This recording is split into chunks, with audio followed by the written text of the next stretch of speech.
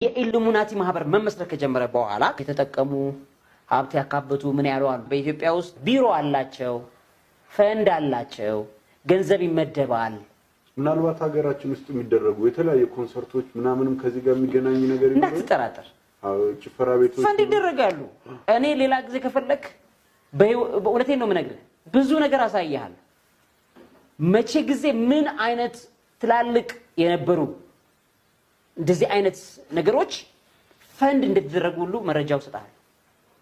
አንድ አርቲስት ትናንትና የነገረኝ ነገር እሱ ነው።